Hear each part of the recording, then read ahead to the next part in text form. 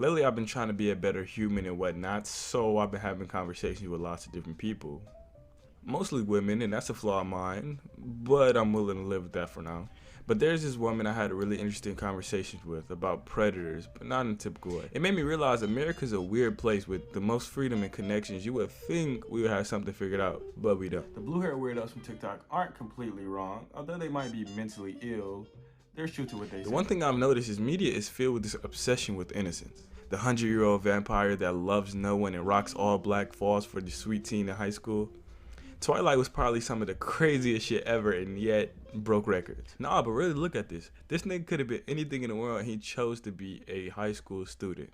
Then he sees the new girl wants her, but he's 100 or something and she's 17. But he died at 18, so it's okay. Because his spirit is forever young. Whoa!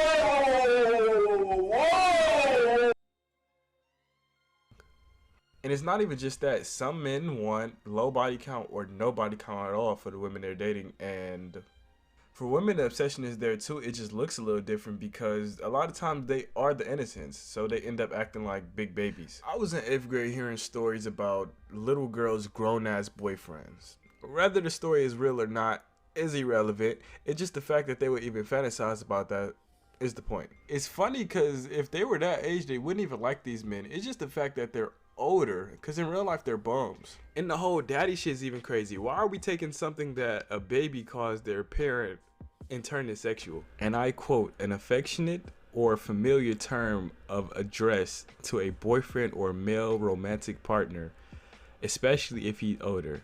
Ew, that's so fucking disgusting. Daddy comes from dad and dad comes from dada, the first syllables of baby. No one knows specifically where these words come from, but you see how crazy it is. I truly believe society was made knowing it had flaws, but they trusted later generation to fill the gaps. It's actually mind-blowing we ain't see this shit coming in the first place. Humans and mindsets have changed, so still using the same system is kinda stupid.